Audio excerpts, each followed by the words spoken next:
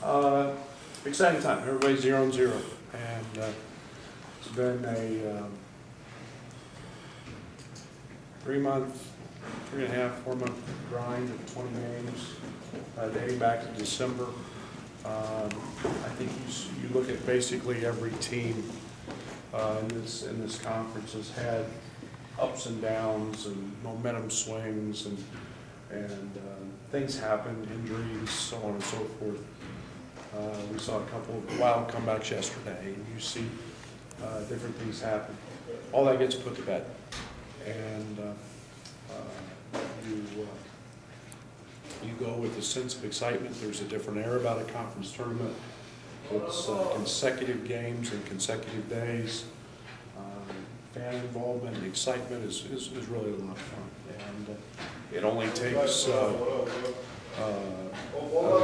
little bit of a wave to create a tidal wave, and that's what really makes this tournament special. I think it's exciting as heck this year. We've got the #1 league in the country, great coaches, great players, and would not be surprised if anybody won. There's no the league's been that good, so we're excited. We're looking forward to it. Right, a couple of weeks ago, people might have said you were the most dangerous team coming into it. What's changed over this last couple little stretch here? Well, our opponent's been good. I mean, you catch an Indiana team that's playing great. I think some of its matchups. I think yesterday Penn State's a team that doesn't excite me too much in terms of having to face them. Indiana's that same thing. You start looking at first time in my history as a coach, I opened in zone. I did that based on matchups, and we've had problems with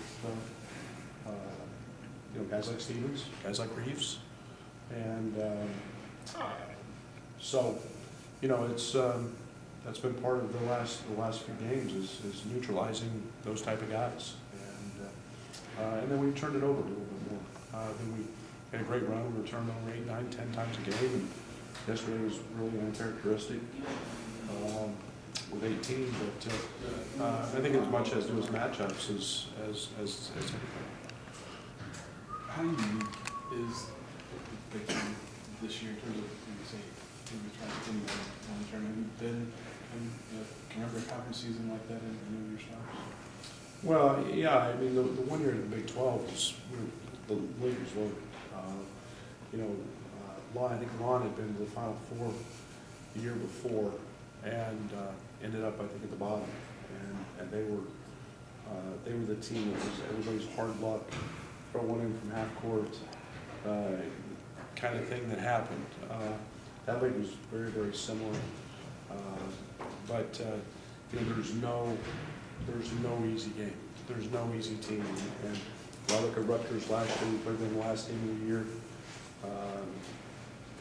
And then all of a sudden they go to the tournament and win a few. So it's this league this year's top to bottom as good as I've seen. What are some of the key things I'm just trying to clean up getting into the tournament? Can't turn the ball over. Things traditionally slow down in postseason play. The grind, learning to play good offense. Your offense has to help your defense. You can't give other teams baskets by simply turning it over. And then I think that on the transition side, we've been inconsistent on that end. We can't give up. Yesterday was our best defensive efficiency rating of the year in the first half, facing our zone. But also it was one of our poorest in transition. Now Penn State has a lot to do with that because they're in the league transition team. But we got to shore those things out. Right. Trent might have been playing his best during that win streak. What's changed for him the last couple of weeks? No, I don't know if anything. I think you start looking at, like yesterday, he had 2 shots. You probably want to give Wheeler a little credit for that.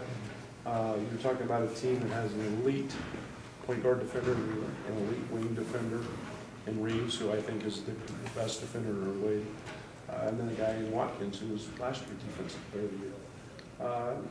Teams make that hard, and it's still about a good floor game and doing the other things. things. Offense can be fleeting at times, and but I think he's playing exceptionally well, and yesterday was just a tough day for him. What can this week do for you guys heading into next year?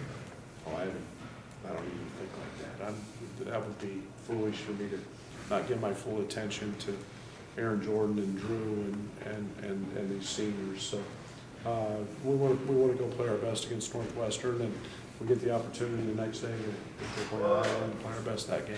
And that's what I'm focused on. This message to the young guys that haven't experienced this one and done kind of postseason yet.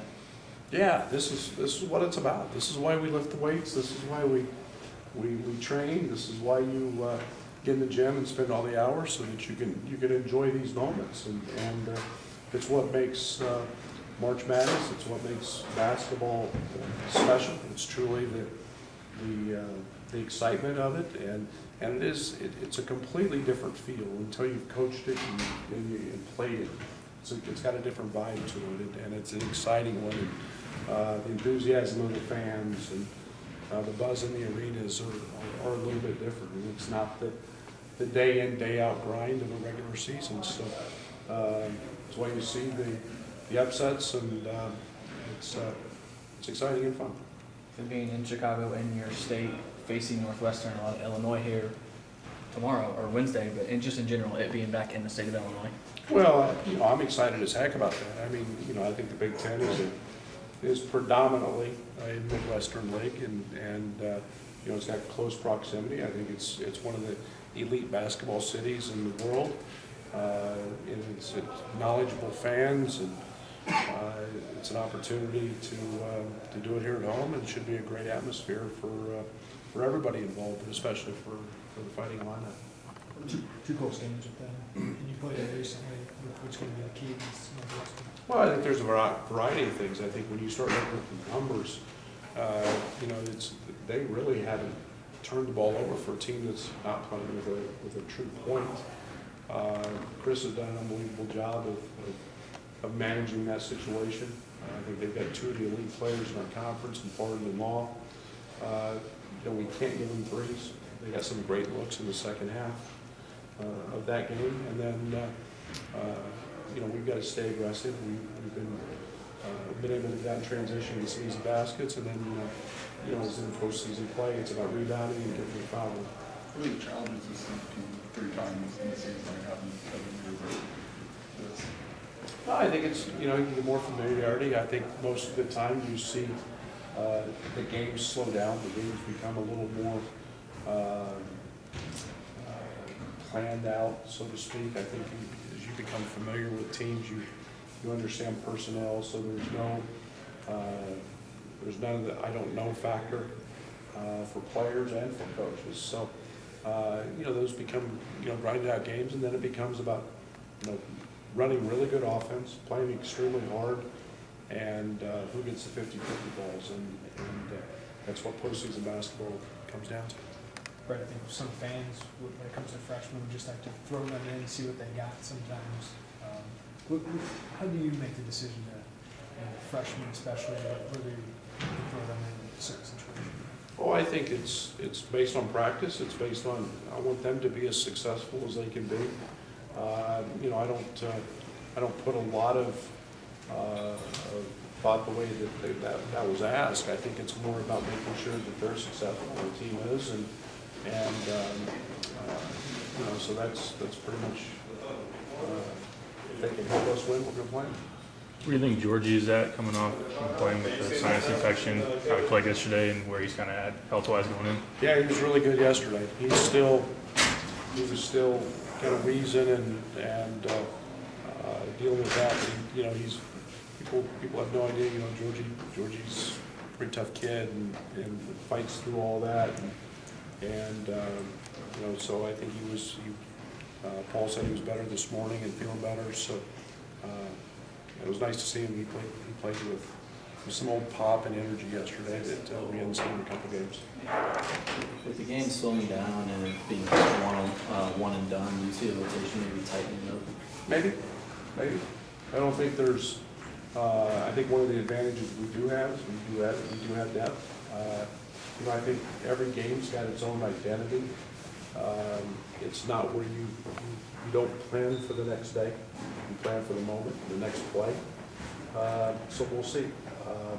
A lot of times it becomes a slower paced game. You get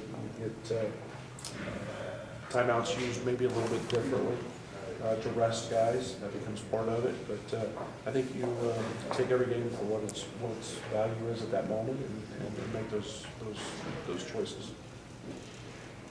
Thanks, guys. Thanks.